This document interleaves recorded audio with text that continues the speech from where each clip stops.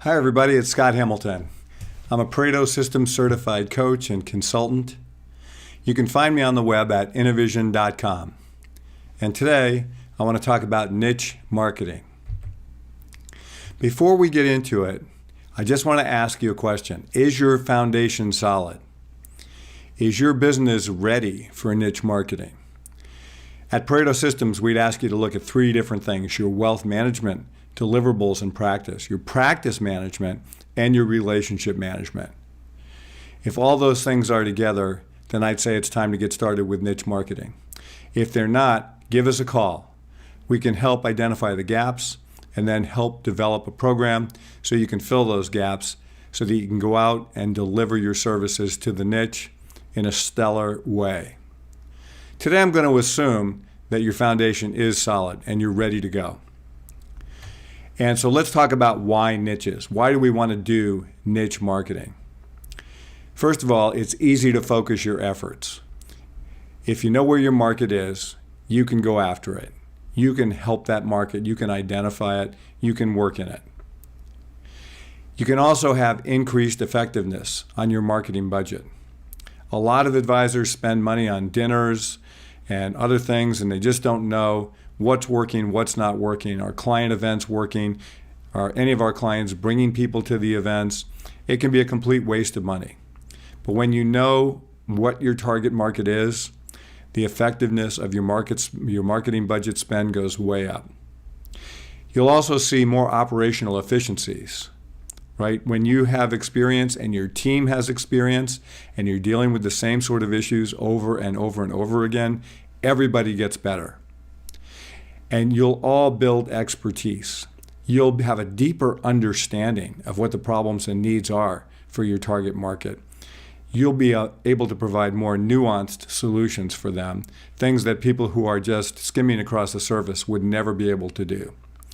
And that's attractive to a niche member, right? If you say, hey, I only work with attorneys, or I only work with architects, or I only work with special needs families, that's going to be really attractive to the niche member. They're going to at least want to talk to you over the generalist. Okay, now, having worked with advisors on niches for some time now, I will say there are some negatives that I hear from advisors, some objections. The first one generally is the fear of missing out, right? In other words, if I go after a particular niche, I'm really excluding everybody else, right? Well, again, this depends on you. You can take people and you will get referrals from your niche clients to people who are friends, family members, and you can decide what to do with them. Keep in the back of your mind that one of the guiding principles of Pareto Systems is not trying to be all things to all people. We're trying to be all things to a select group of people. And in this case, that means the niche that you choose. Another niche negative can be picking the wrong niche. Now, hopefully you're not going to do that. But you could see it happen. It's happened to me before where I've picked a niche, for example, based on a number. And then the number moved. When I was doing estate planning, I was pitching people that I worked with people that had at least $5 million because the tax situation was such that I could add value for those people. But then they increased the exemption, and all of a sudden, I really couldn't add value to a situation until someone was worth at least 11 million, and probably more 15 or 20. And for a married couple, at least 25. So the niche moved on me. Okay, well, I was able to adapt to that. So now I would only work with people that have at least 25 million because I knew I could provide value to them. Another of my clients is thinking about creating a niche in the energy space. Okay, could be really good in the short term because there's a lot of executives that are being pushed out of that space, but it may not be a good long-term niche. So as we go through this and we think about analyzing the niche, we want to make sure we're picking a niche that we think is going to be around for a period of time. Okay, first step in this process really is to just identify your niche. Okay, and then we're going to talk about some examples of niches. But as you're going through this, think about, why do I want to pick this niche? Okay, do I have a natural affinity for it? For example, maybe I was a lawyer and I became a financial advisor. So I understand lawyers. So maybe I want to work with lawyers. Maybe I already have clients who I've identified are part of a niche.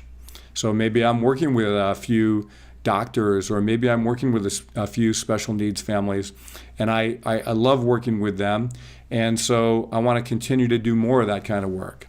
So when you're thinking about identifying your niche, take a look at your clients. See what niches they might belong to and think to yourself, is that an area where I'd like to do more? And then finally, maybe you don't have a natural affinity, you don't have any clients who are part of niches, but there's a group of people that you really admire. You really would like to work with that group of people. That's a fine way to develop a niche as well. So first thing, identify your niche. Think about where you want to work. Here's some examples, and I think about this in sort of two ways. I think about it as professionals or jobs or businesses, and then I think about it as sort of subject matter niches. So here's some examples of some niches that are by profession. So lawyers, doctors, airline pilots, manufacturing business owners, ad agency execs. I mean, the list goes on. As you think about this, anytime you get a vertical like this, right, you can consider it a niche and go after it. Now, the other thing is you also get subject matter niches, and you see some examples here. I've got advisors who work with divorcing women, right, or widowed women.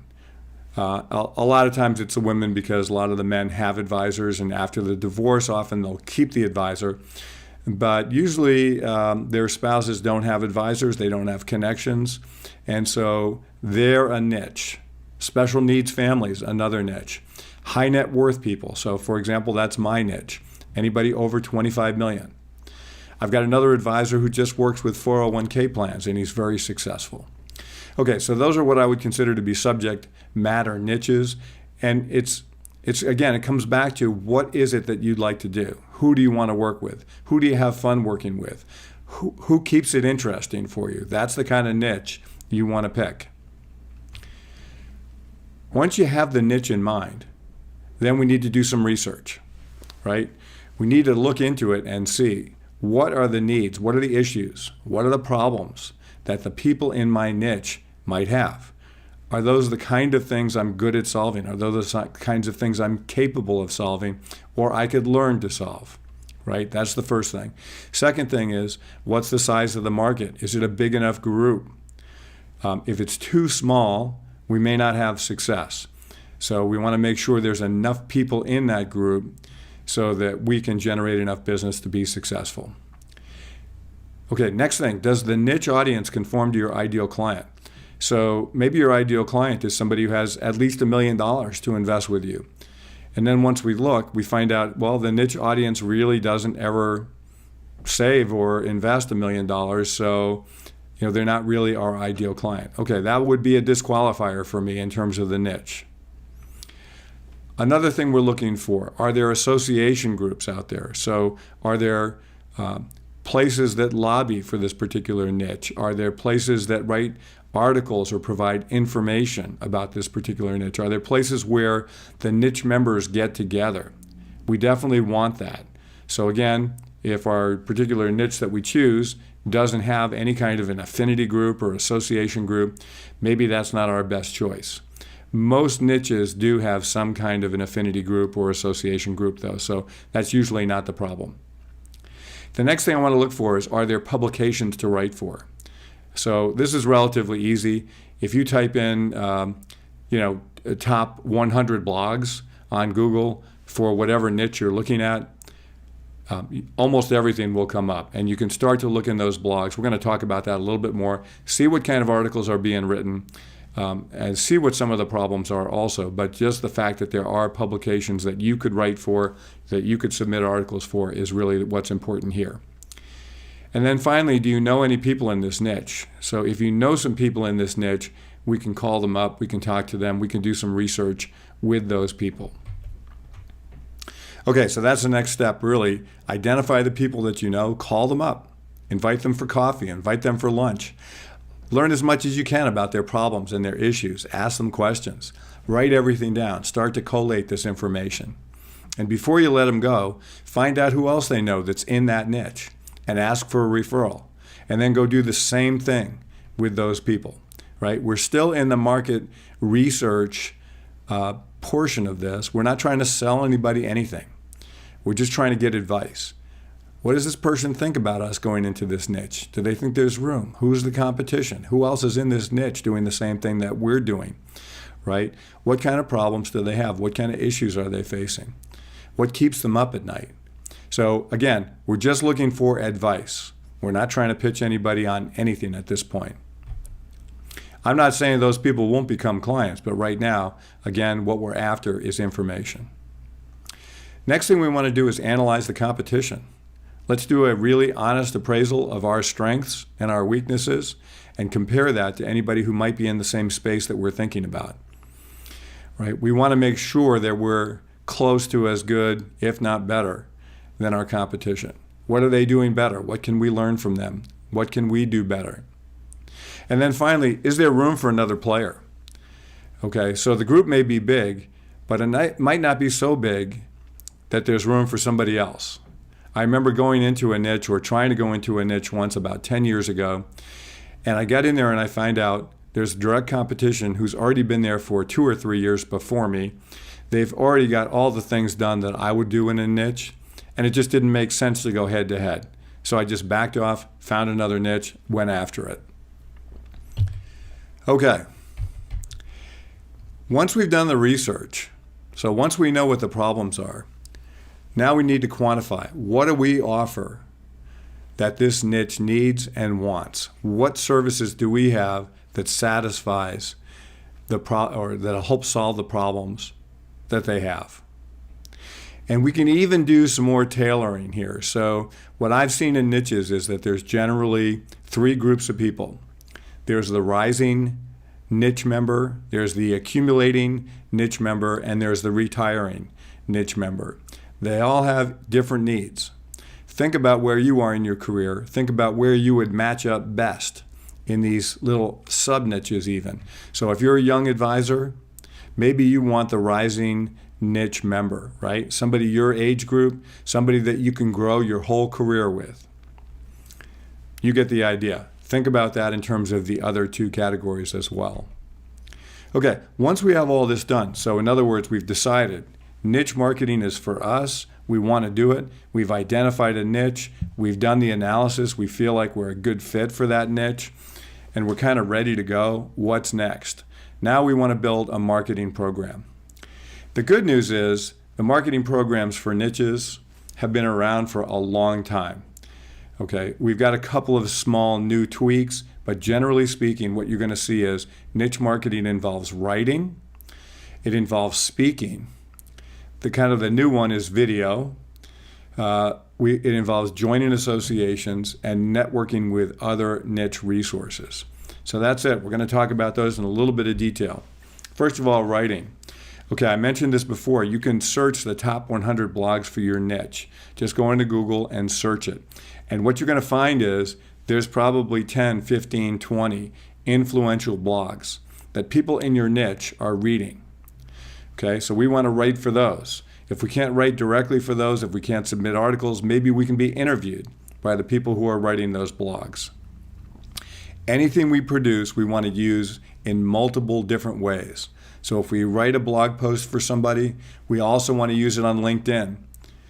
We also want to submit it to an association magazine or newsletter and see if we can get it published.